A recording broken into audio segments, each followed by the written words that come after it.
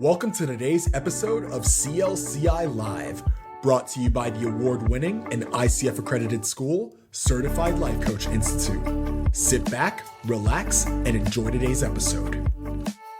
Hello, everybody. You guys do the things. I'll be right back. Welcome to our Tuesday Live. May you enjoy our lies. Yes. And we're still on controversial coaching. But before we get into that, be sure to like, subscribe, share, and comment in YouTube and Facebook land. We will be monitoring the comments, and we will answer your questions or go off on random tangents that you guys want to go off. We'll do whatever you want. Brooke's not here to stop me. Yeah, but we can stop you too. No, not anymore. Oh, Brooke's back. The fun is over. I heard it. Rats.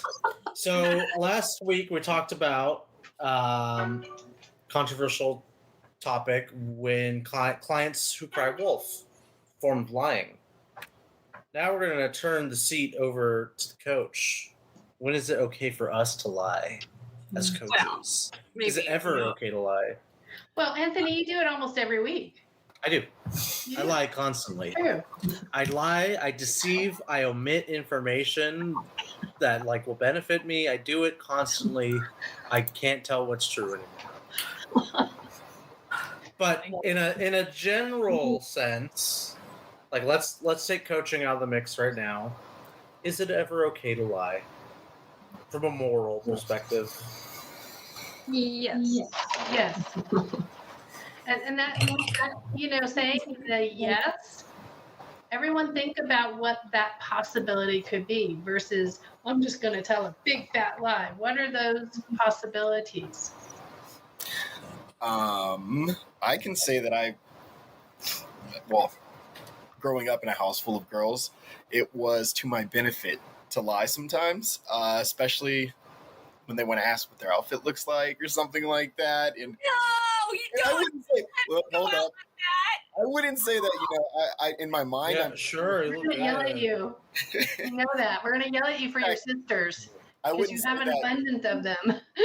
to spare their feelings. It wouldn't always be that it's a bad outfit. It'd just be maybe a scenario where I'm just like, I honestly don't know what a good outfit looks like, so I'm just going to say it looks good. And honestly, it spares their feelings. It spares me some time. So that's a very, white lie scenario where I think it's okay. Is there a way to tell the truth without doing the Band-Aid ripoff? Can you tell the truth in those kinds of scenarios without it being so harsh? Yeah. That depends. Yeah. I sure would.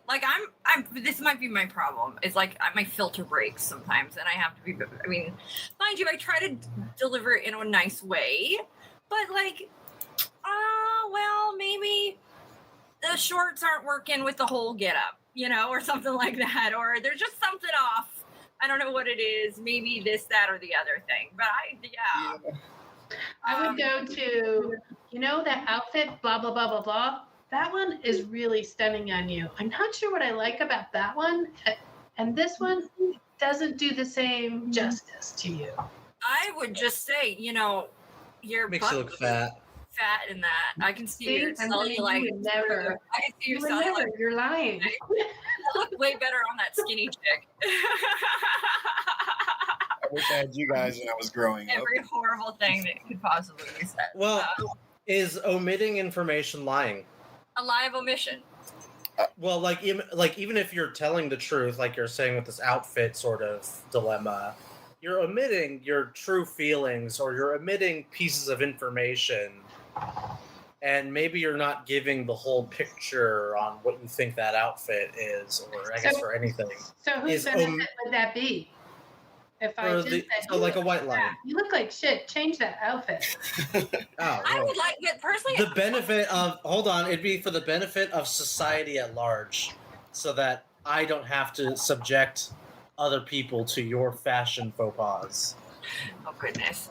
Honestly, though, who am I to say? Honestly, truthfully, well, mind you, there's a difference. Ask me a specific question. Everybody's got a different taste in fashion, but it makes, I mean, I think this is a very, Should I wear fishnets on the live? How about that? Yes. you won't look professional. Well, we won't see it. It's gonna be on your face. It's gonna be on the No, bottom of only On your fishnets. face. There you No. go. So Brooke just didn't lie to me at all. No, I didn't. Again, it doesn't work when it's me because you guys can just be mean to me, and that's Exactly. So exactly. So lies of an omission are real though. Like that's a thing, but I think the big difference between like leaving something out or not giving a detail that's harmful is that when we're lying, a lie of omission is told in order to foster or create like a deliberate misconception.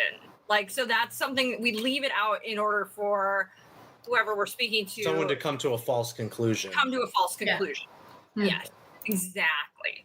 So- That's That's really different big about that one, right? It's not like there's like big acts, it's done with a deliberate intention, and the deliberate intention is to deceive. Where So that's interesting because that doesn't mean that you just don't lie. That also means that you almost have an obligation to tell the truth or to not let people come to wrong conclusions if you know something otherwise. But in our reading, there was a really great point that was brought up, right? That was a deliberate misleading on purpose for another motive. They brought up, Germany and how some people were in the process of helping Jewish people survive, right? You're referring to Nazi Germany, not Mhm. Germany now. Yeah. Just Back in the make that clear. 1940s ish, right? So there was a really big reason. There was a really alignment with truth telling, and yet it was for I guess the word is altruistic to protect, concept. Protect. there was to protect human life. Yeah. So, have you guys ever met? I mean, I don't think anybody now that I know could even argue this point. But do you guys know people who believe lying is wrong and is always wrong? You should never lie. Yeah, we tell our kids that all the time. Don't you lie to That's a me. good point. That's a lie too. That's a lie that you're telling them is to never tell a Lying's lie. never good. You get in bigger trouble if you lie. Truthfully, because I'm somebody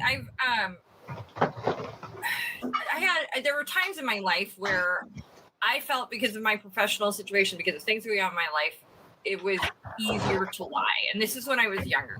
And I found out though that like lies beget lies, begets lies, beget lies, beget lies, beget, and it becomes a like chain, like a and I reached a point that I was like, I don't want to do that anymore. Like, and I don't want to ever do that again. I don't want to have to do that. I never want to be in a situation where if I can help it, right? Like if barring human life, barring these extreme situations, everyday situations, I don't feel like I should have to lie.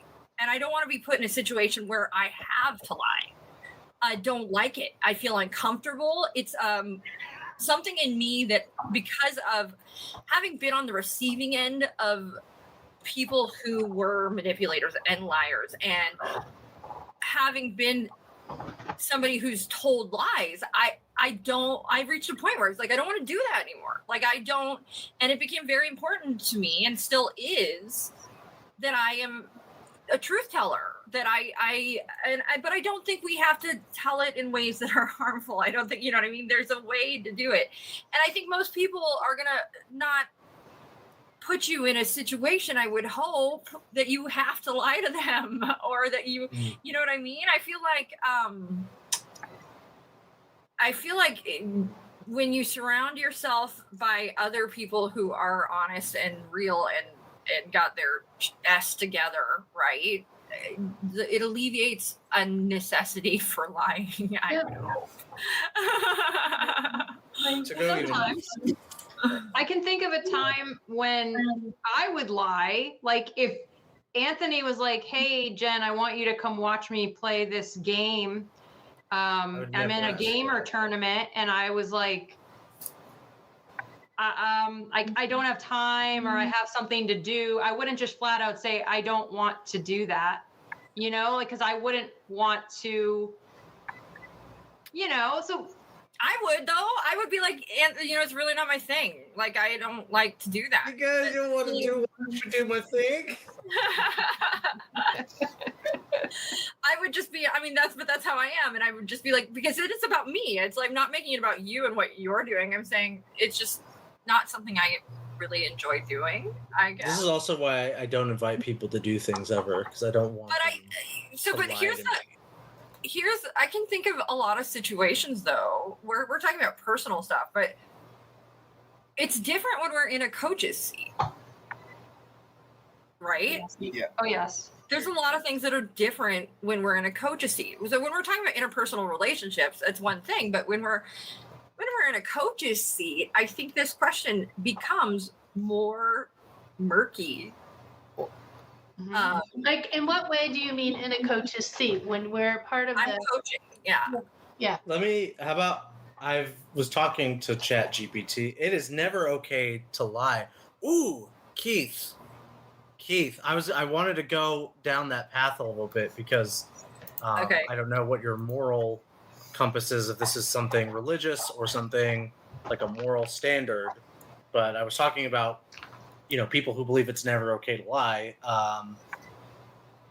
One of the reasons why people don't think it's okay to lie is because it undermines other people's capacity to make rational choices. It takes away other people's freedom And it to can be act patronizing. morally. Yeah. And for religious reasons, I mean, I grew up, Christian as a kid, just taught that lying was a sin, and i.e., if you commit sins and don't repent, you go to hell. So therefore, lying. Is that a commandment? Is that a thing? No, I mean, bearing false witness was a command, but like lying in general was taught at least in the church that I went to, was a sin. So Okay. try to not do that, or at least come to Jesus.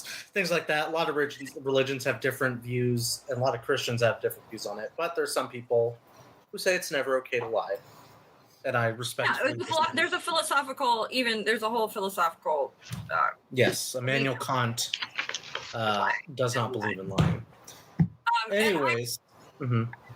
I think, honestly, I agree with Keith in many ways. Honesty does often really work out as the best policy. Mhm. There is, I will say, blinking kind of red flag there, though, because what you'll also find is that people who are sociopathic or manipulative will hide behind truth-telling and disguise truth-telling as a way to essentially weaponize the truth.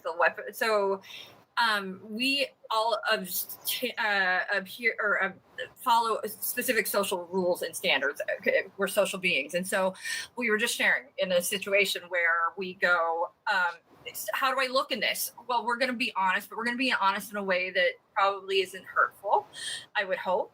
But somebody who is a manipulator or is deliberately trying to get an upper hand in a situation will often be too honest and do it over and over, and they'll say, oh, I'm just honest, I'm just this, I'm just that. But what they do is they disregard their actions, the way they approach a situation and how it affects others, and they lose that empathy for the other people, and they hide behind being a truth teller when it can be really actually can be damaging and harmful and cruel.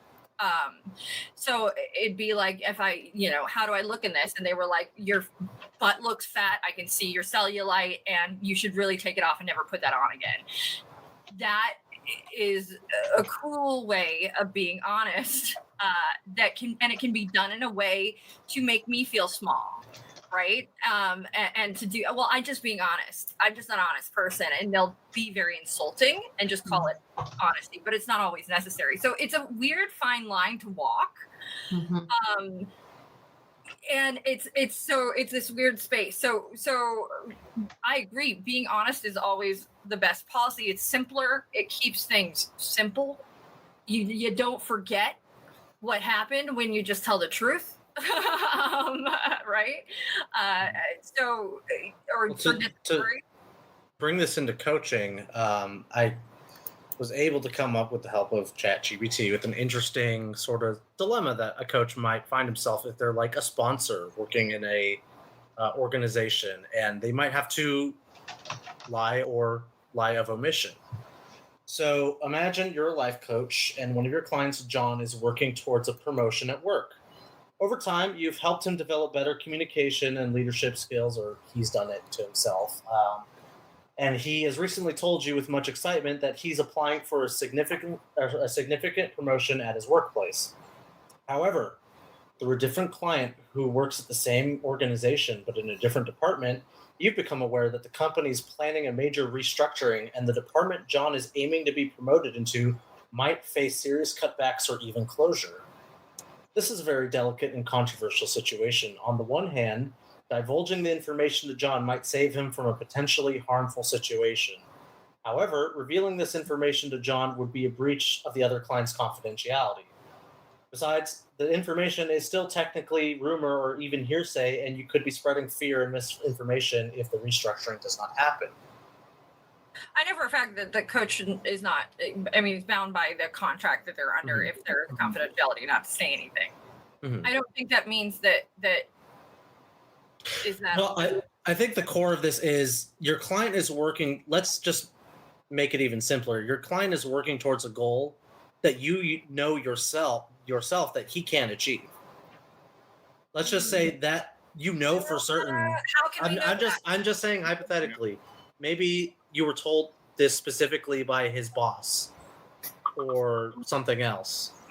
We can't. That is that's assumption. We can't do. We're making big old assumptions there. What I'm saying is to restructure this is to go on, Lisa. Anything is possible. Even the boss who said there is no freaking way.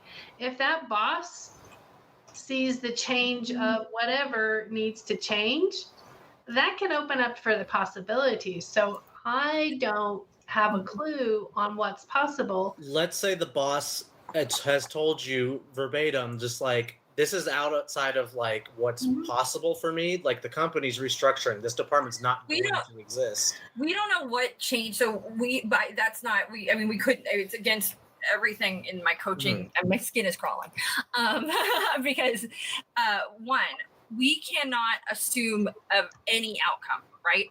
We also don't know what's going to happen and how our client is going to, what steps he's going to take, and how each of those steps is going to affect a change in that client's life and affect a change in that client's decision, in that client's path. We have no clue if at the end of working at all of this, that client might decide it's not a goal they want. We have no clue if by doing all of this, it's going to affect a change in a way that's going to take them somewhere else completely, because we don't know the future. So we might have a knowledge from this client, but we should treat that like don't have that knowledge. Like it's a completely separate situation, because the truth of the matter is we might know what a plan is in the future, but truthfully, we don't know what that future is for our specific client that's working in this other situation, because it can change, it can move, it can take a left, it can take a right, it can go a number of different ways through the work. And we're also going to challenge them. What if this doesn't work out? What if your boss completely says the opposite, right? In the process of just hypothetically insert the truth in there. What if your boss? No, not just the truth. Thinking about closing that department. It's about looking at the perspective from all different angles. If we change the angle on how we're looking at this, what if Steve the boss says, no way, this is not happening? How will that impact you? What if Steve the boss says, yes, you're going this way, and it's not something you find out you really want to do? So the possibilities of looking under the rock and around the rock and above the rock, and help that client come to all different kinds of perspectives, allows for the client to be prepared for whatever and the what ifs as best. I know we're talking from the perspective of a coach, but from the perspective of maybe this hypothetical person's client, what if they see it as lying? It's like, you knew my boss said this, and you chose not to tell me this. How do they know that we knew that? Let's say after the fact. Let's just say a few sessions in, they find out. How do they know that we knew that? I'm never going to divulge that confidential information from one client to the other. I know what I would say. Let's say, I mean, I'm trying to create a situation where this is the case, or let's say maybe his boss told him, oh yeah, I told Brooke Adair Walters so-and-so like weeks ago that this wasn't going to happen. Okay, well, is that client outright asking me, do you know this? Are they going to close my department? I've been working with you on what you wanted to work on. I've let you lead this session. I have been with you every step of the way. We have explored, we have gone, you have been the leader and been in charge of these sessions. I am not bringing information into these sessions. That's clear in our coaching contract. Well, and simply saying, you're right. I was not at liberty with our contract to share that detail with you. But so in essence, maybe the contract for coaches and the confidentiality that comes with that, it goes beyond truth and lying, essentially. Like, you are held to a different standard where if you're not at liberty to share something, defer to the contract, and maybe hash out with the sponsor and the client what can and cannot be shared. And that's very clear. And that's obviously something, that's something we've said whenever we talk about sponsored and sponsee situations. I have another example though, if you allow. So we as coaches will are allowed to essentially give stories, give examples, or I was working with a client, or X and X happened. We there's been situations in the past where we've brought this up, and what we will do is fine tune a detail, like fine tune in order to protect the confidentiality. But it's essentially a metaphor or a simile or a similar situation, or a work of fiction. It's a work of fiction.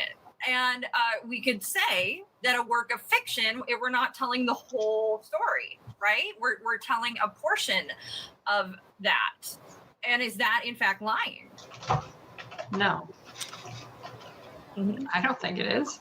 Yeah, I think it depends, because it's kind of like when a movie where it's like, this story is based on true events, like that.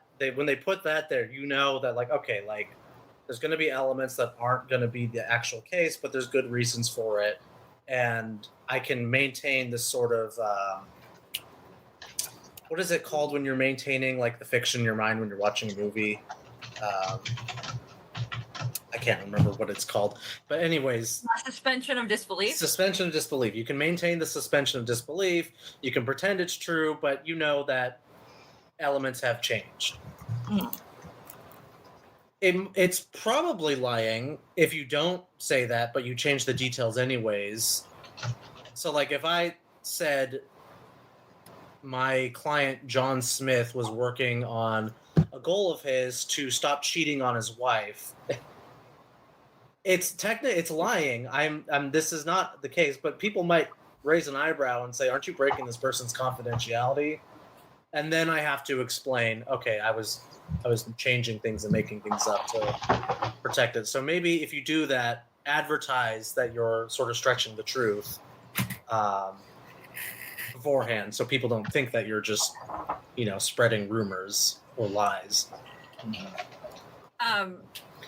Ladies, stop it.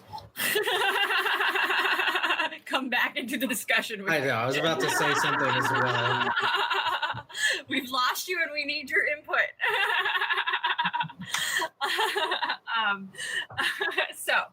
Okay. Again, can you think of any other times when perhaps as a coach, we might not be able to give a full picture? In the coaching seat, or like as a coach in general? In the coaching seat. Okay. Perhaps when somebody asks there's a very easy ways where you don't have to lie to achieve this, but if somebody asks you a direct opinion on, like, what do you think of my goal? Or what do you think of X, Y, and Z? You might have an actual opinion that you're not going to give, and you will redirect instead. That could be one example. What would you do in this situation? if they ask my opinion, I'd ask them why my opinion's relevant to them. What makes my opinion of your goal relevant to your goal? Yeah. Yeah. Or I would just reflect, like, oh, what do you think of this? If they haven't already expressed that, I would ask them, well, what do you think? Sure. How do you Well, feel? and another option is, and I have used, it doesn't, I haven't lived your life. I haven't walked in your shoes. I haven't done what you've done. I don't know what you know. There's no way I can make a decision for you on whether or not this is good or not, even based on who I am.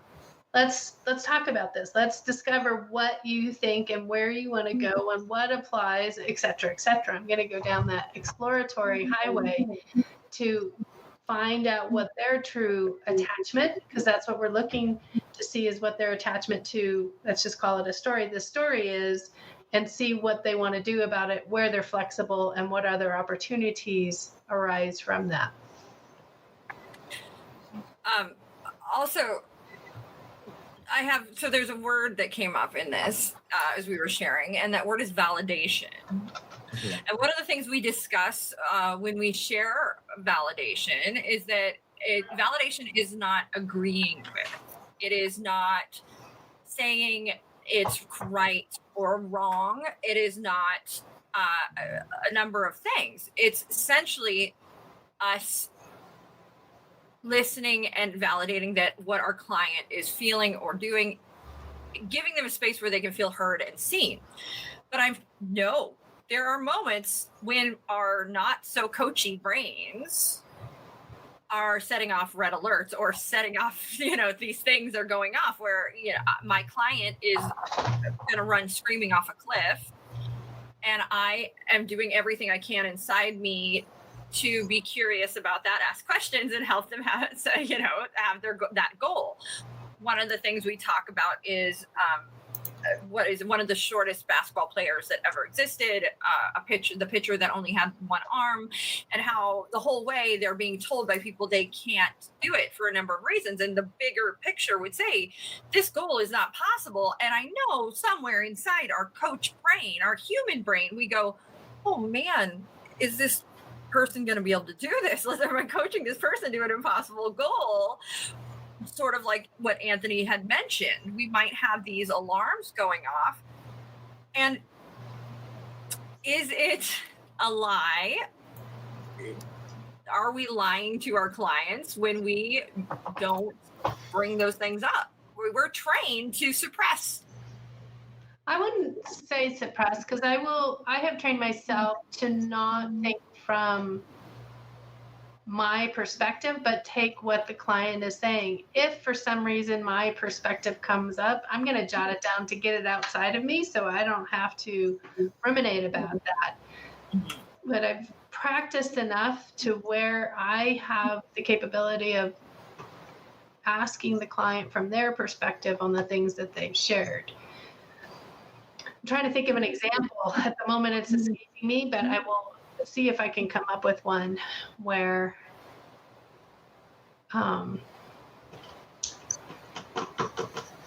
it wasn't my nature, but it was up to the client's nature. I guess that would be several different clients, right? So the client's nature was not mine, and I noticed it. I'm trying to keep it as generic as possible. You can lie, make it more specific.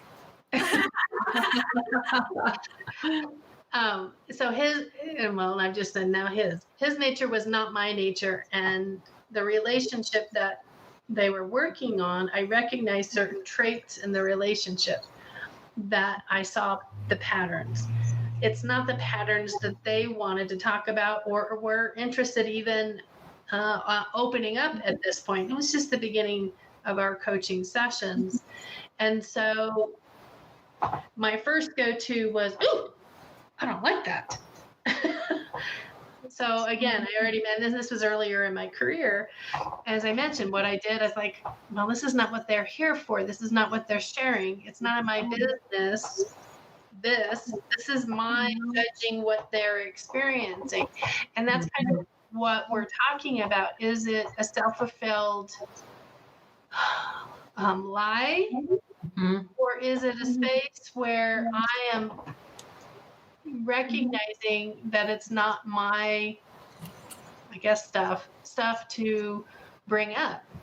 That's a really good point. Is it a lie when you identify that it's your judgment or your stuff that's coming up that's causing you to have this response to it? Yeah. And is it? I don't think it is. No. I think it's none of my business at that point until the client says, this is what I want to work on. Or the other point could be is they keep saying something that relates to my noticing. But again, that was early in my career. So it's hard to say, you know, would I do the same thing today? It probably would be a little bit different today. But let's just say it keeps coming up. Something keeps coming up and it relates to what my instinct and intuition worked with. I might go, you know, I'm wondering, I noticed this and I'm wondering if this plays a part in that, but not with the judgment that I got it right and I think this is all bad. Not from that perspective. If that makes any sense. I mean, part of the core competencies of coaching is like sharing your insights and observations as a coach. It doesn't say you have to share every observation and every insight you have. You can be selective with the ones that are best or most appropriate for the situation. So you can choose to ignore certain insights that you might have that you feel as the coach are not appropriate to what it is you're talking about or what the client thinks is appropriate either. So I have another example, and this example is a little less about what we do in the coaching situation and more about. So I'm a coach. I am been a coach for a while, but my personal life at the moment, I've got a lot of crappy things going on. I'm scattered. Things are just not, you know, for whatever reason. Let's say there is some kind of something that's going through a divorce. But my coaching is separate from that, and I'm having a particular day where my personal life is exploding. I am speeding to work. I get pulled over. I get a ticket, and I am going to be 15 minutes late for my session with my client. Mm-hmm. What do I do? Say be transparent with your. I mean, things happen, right? Do I tell I've got a speeding ticket? Do I tell my client? Like, what do I tell my client? I mean, you just let them know you're going to be 15 minutes late. Yeah. Yeah, you don't tell them your personal life. I thought so. This could lead to other things though. When like you come in, you do your greetings and stuff like that, and the client asks, "Oh, how have you been?" Yeah, that's a good point. You could just lie and say, "Oh, I've been good," and then put your feelings and the bad day at the door and hold space for them. Yeah. That's a good People point. lie all the time about how they're feeling. Well, because if you are coming to the call as a coach with your own stuff, that when the client asks, how are you? That's not an invitation for you to unload. That's their time. Oh, and you just lay down on the couch. I've been fucking And it's a social horrible. norm for a client to ask. And that's just why I brought this up. So what we do in that moment? So here's a thing where I didn't do that. I wasn't feeling good all day. I let my clients know in case I run out of here, I got to run to the bathroom. That's personal information. But I think that's fair. That's 100. Like as a client, I think that. But I think as me, the coach coming in, I'm got a divorce. My life. I feel like my life is falling apart. That's I think not something I'm gonna say. I'm gonna just say I'm doing good. But this isn't about me. This is about you. How are you? Yeah. Even that statement right there is just like. Right. With a Well, one of the articles you wrote about is those micro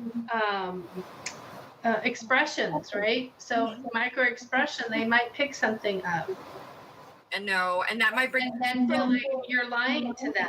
And That- then Keith was saying earlier, it's if you're going to lie to me, I don't want to interact with you. So what's a place where you're coming from truth, but not interfering with the coaching session? You know what? I've had some rapport with clients where I've been able to say, just a little stressed at the moment, but I'm here now. We're letting that go. This is about you. Let's bring it into this space, and I'm excited to be here and to make this about you today. Yeah. Yeah, like I've got some stuff going on, but I am focused and here and I'm ready. I mean, yeah, just letting them know. Brooke, your example of you coming in, your life is falling apart and a mess. It's taking a step sort of back out of the coaching space into a space of like lying and truth telling that I think a lot of people are going to encounter and see and maybe want to also do is their self-presentation and how they market themselves and how they present themselves to the world as a coach.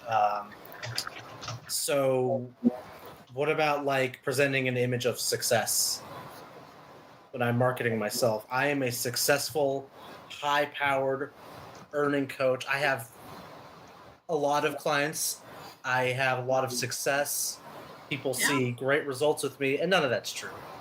I'm miserable. I'm struggling. I'm failing. This is like I don't want us to take this too far because we're walking a fine line right now.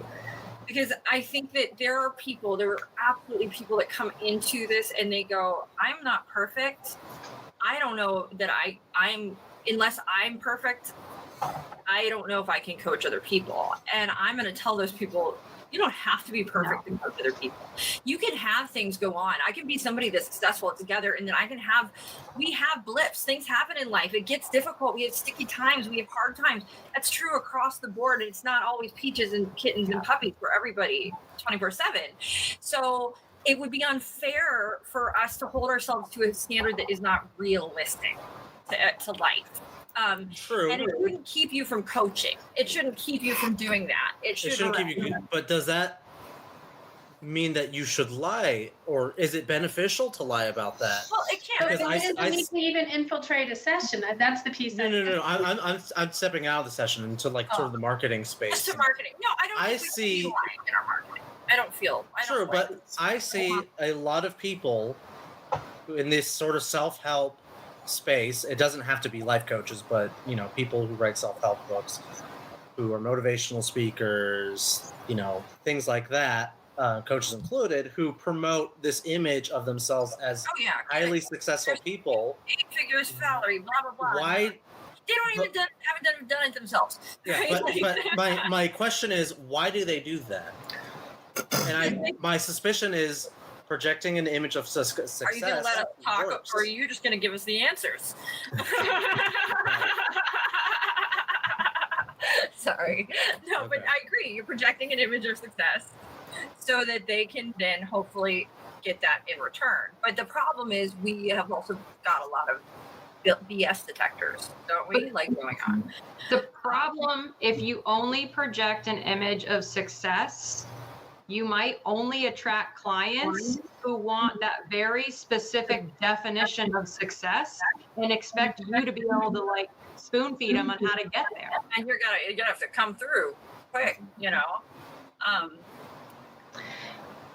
The other, or not, or you just scam them.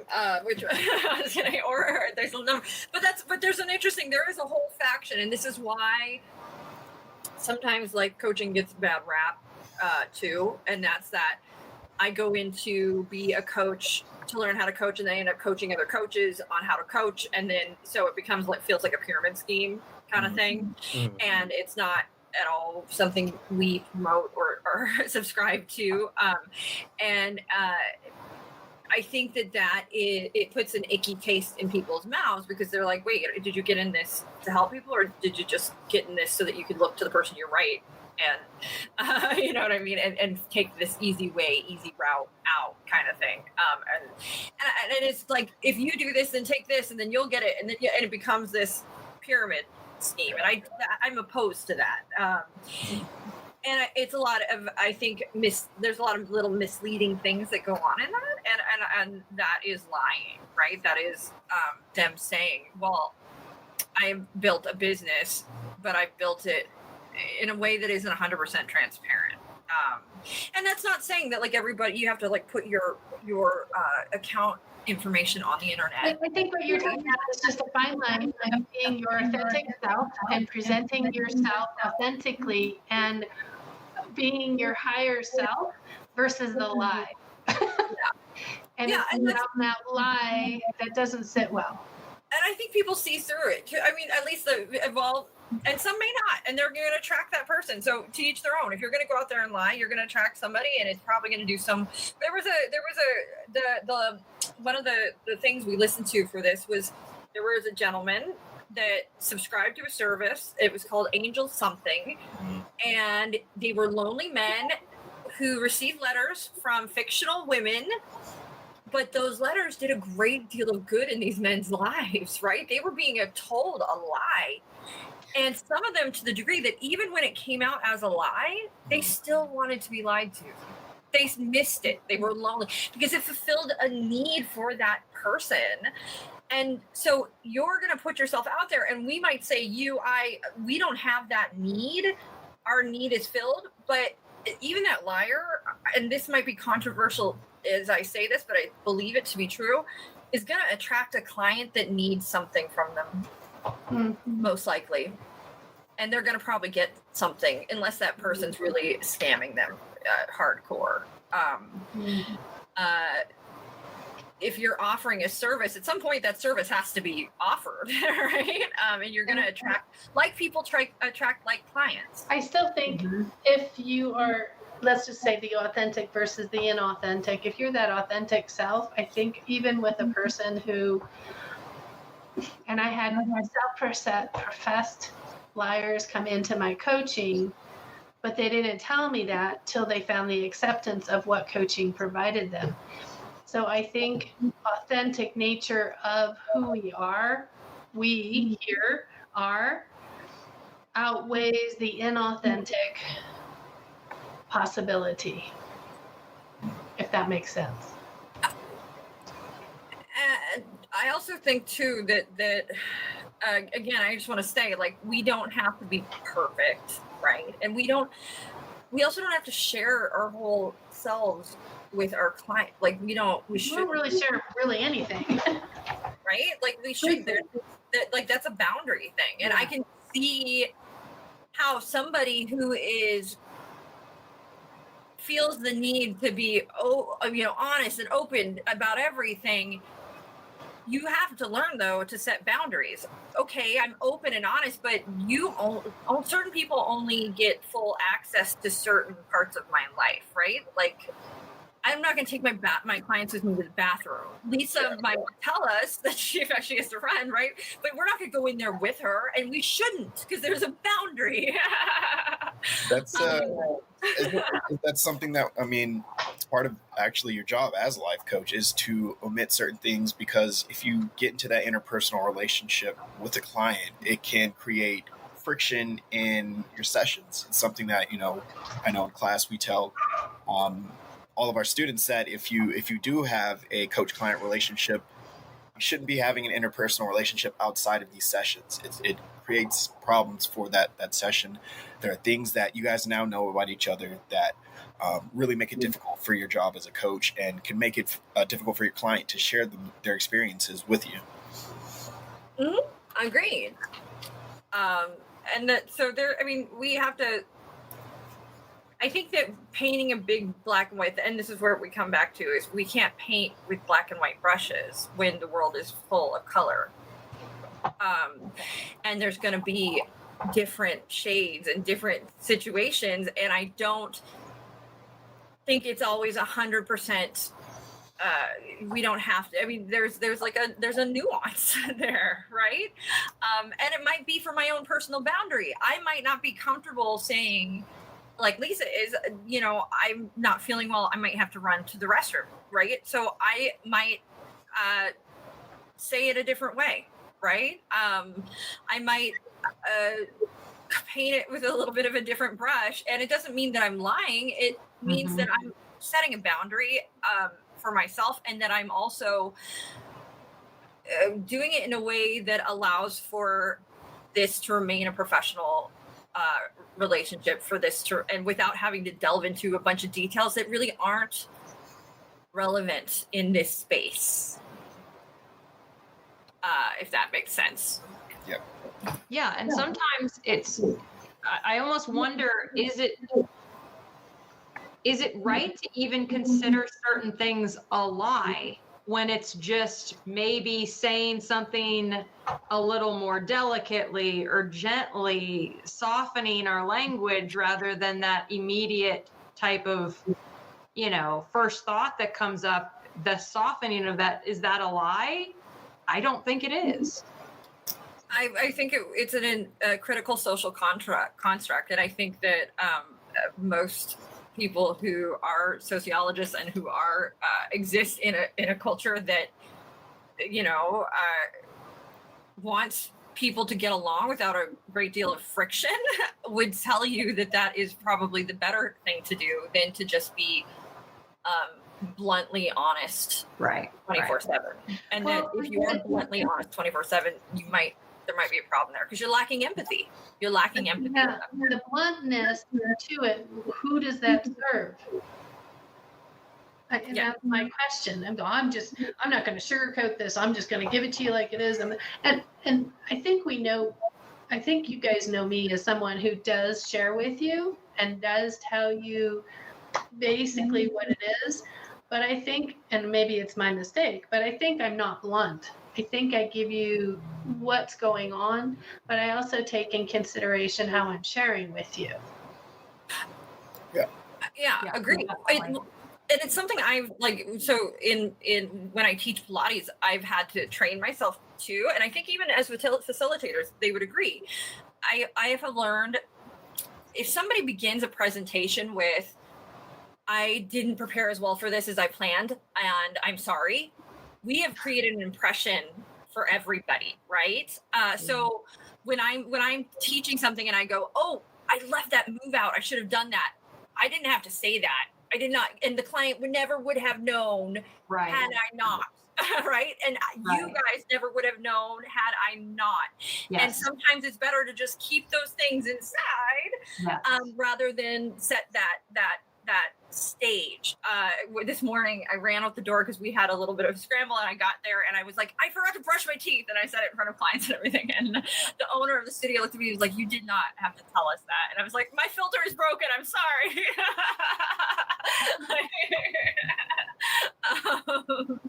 But it's true, I don't why do I and it's one of the, or like when we say I'm sorry unnecessarily, we don't have to do that, and sometimes it can create an unnecessary impression. We might be better served just to have. Well, there's not enough communication is what's going on there. There's just a limited amount of communication, and it didn't serve anybody to say that, basically, is what. It did not serve anybody for me to tell them I did not brush my teeth today. You do not have to draw attention to that fact. Yeah, it served me because I looked in the mirror and I was like, my teeth are wearing sweaters. And I just spoke out loud. And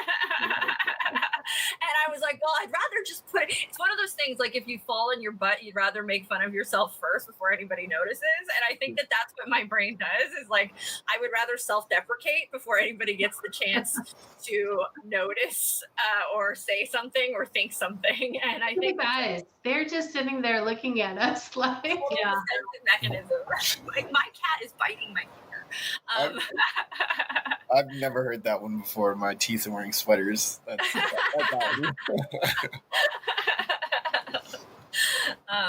and I don't want anybody to notice, so I'm just going to say it out loud before and acknowledge what's going on. And that's really a defensive mechanism, truthfully. So, but not necessary, and probably nobody would have done it. So when somebody says those kinds of things about themselves, you're asking for the granting of grace, the word I would choose. Yeah. Yeah.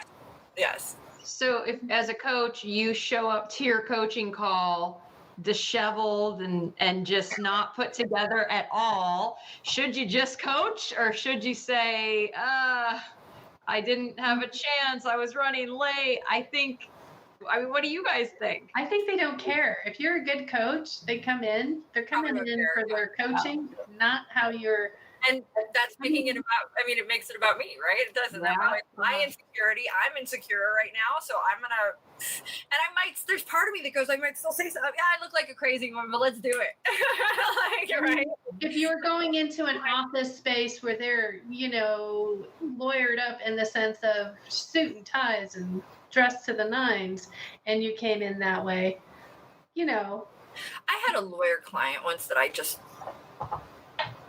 I swear to God, he fired me because he fired me. I swear to God, he paid me. We just ended our relationship and didn't continue. And I was grateful because he was like the most judgmental human being on the planet. And I swear to God, he fired me because I was wearing Lee press on nails one day and one had come off and he was like looking at them and like judgy, like just judgy. And our relationship ended shortly thereafter. Was this a marketing client? I didn't watch you anyways because I felt awkward and uncomfortable in that office every single time I walked in there, and I'm so glad I'm not your marketing client anymore.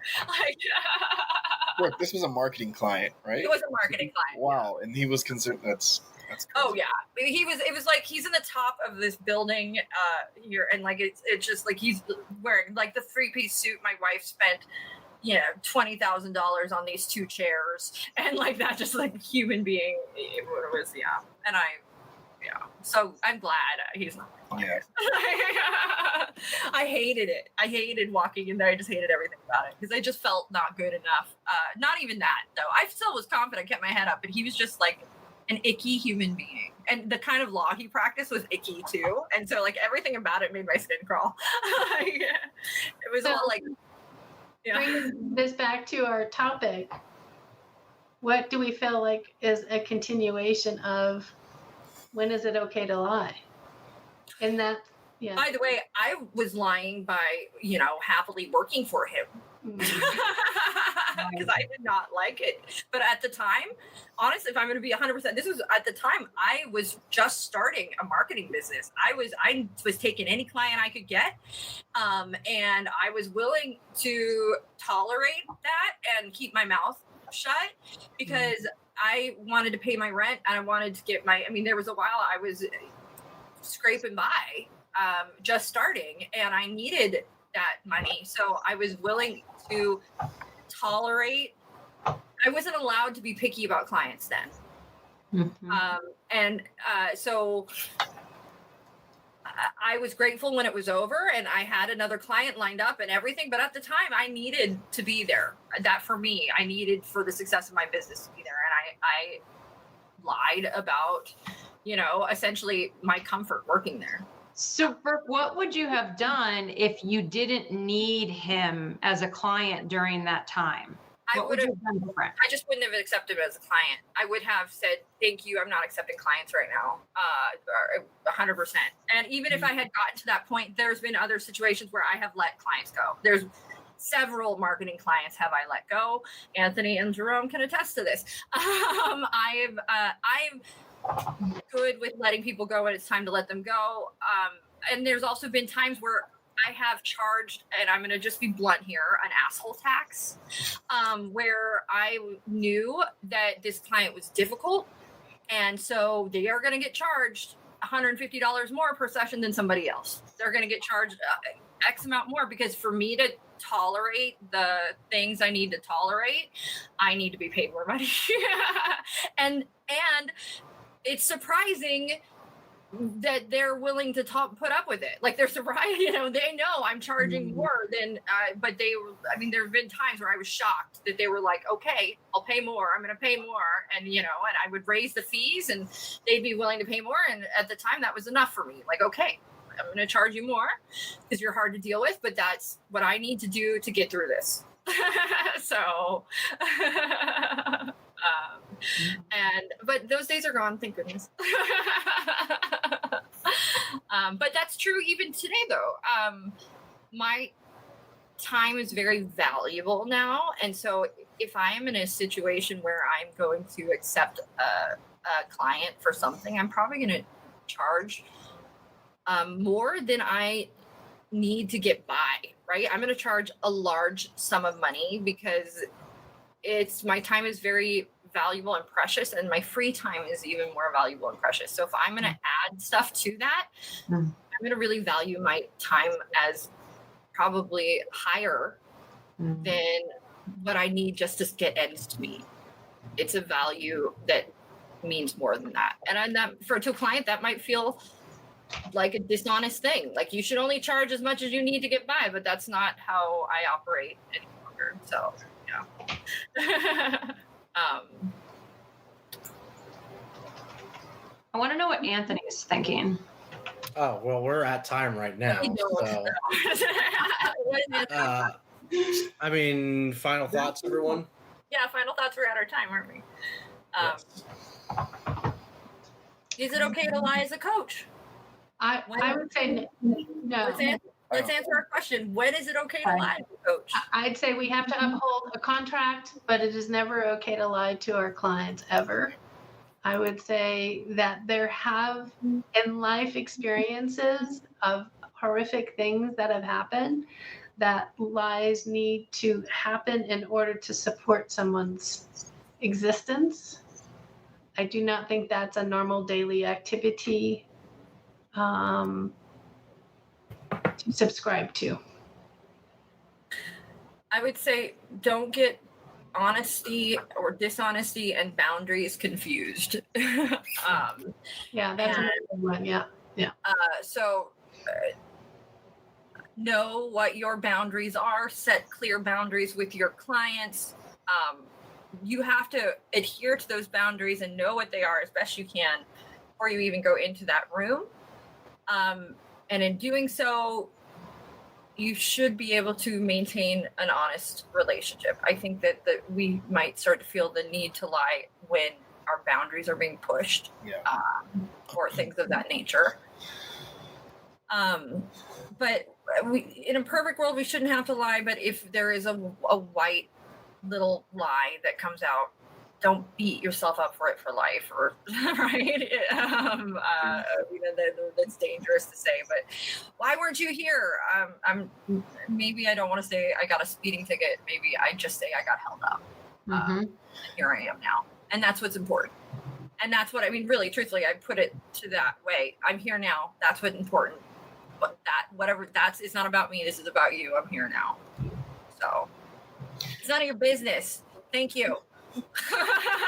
And that's true as a client coach. And I tell you all my secrets.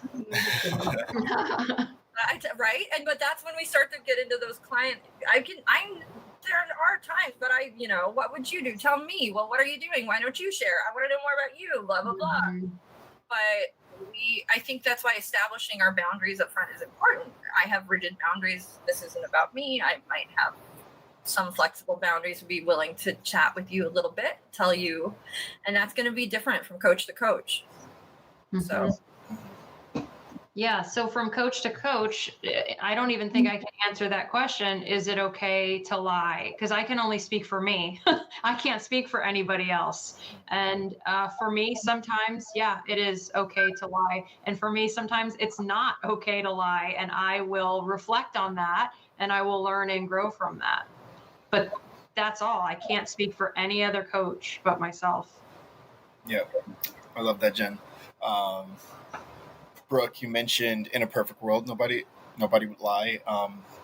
Thing is, it isn't a perfect world, so there's a ton of reasons as to why someone might lie. It's not always an apparent, act of deception that, is the reason for us lying. There's a ton of layers behind when something comes up, and we may not want to speak the whole truth as to why we do it. So kind of like what Lisa was mentioning, don't beat yourself up over it. There's boundaries and things that take place that give us a reason as to not always give the whole truth. And we're human. Like, remember, if we're dealing with somebody that's not a sociopath, that's not, lacking empathy and malicious and out to do, if the lie happens, there's probably a lot of things going on that I think even from the client's seat, if we have a client comes in and lie about something, as a coach, we're going to go, we're not going to judge them for that. Mm. We're going to get curious around it and maybe ask some questions and figure out more and talk through that and give them a safe place where they can share that I've told a lie. Yeah. Yeah. I knew somebody who never lied. I don't think they ever lied, and that was scary. I think having a little bit of truth, it makes you human. So that person scared the heck out of me, and I did not want to be around them. That's lying built into us. There's a whole psychology behind it. Yeah. Reward and anyways, carry on. That's all I got. Anthony? When is it okay to lie? It's always okay to lie until there are consequences. And the more lies you tell, the more likely there's going to be consequences. And the bigger lies you tell, the bigger the consequences. So if you would like to avoid those consequences, tell smaller lies or don't tell lies at all. That's my final thought. All right. This You is really worked that one out, didn't you? yeah, I was thinking about it the whole time. That's what you were silent for. How can I be the contrarian here? This has been CLCI Live, Controversial Coaching. Do we have one more controversial topic? One more, yes. Because yes, we do. Our next week's controversial topic is as follows. One moment, please. The guru effect. Oh, good. Love it. That'll be Guru fun. effect. So we're going to be talking through the guru effect. That's That'll be fun. GRU, which we kind of scratched a little bit on today when we talked about big coaches who make big promises and expectations and things like that. So next week will be Controversial Coaching 101. Last week of Controversial Coaching. I love these ones though. They're fun. Mhm. And we'll be discussing the guru effect. So in the meantime, like, subscribe, follow, and check out Certified Life Coach Institute. Boom. Bye. Hey everyone, thanks for tuning into today's episode. Once again, this is brought to you by Certified Life Coach Institute. We're an ICF accredited school who certifies our life coaches in 3-day online intensive courses. In addition to other podcast episodes, feel free to check us out every Tuesday at 4:00 p.m. Pacific Standard Time on YouTube or Facebook for our CLCI Lives, where we get together and discuss various topics that are centered around sharpening your skills so you can become a better certified life coach. For more information, feel free to visit us at CertifiedLifeCoachInstitute.com. Until next time, be well.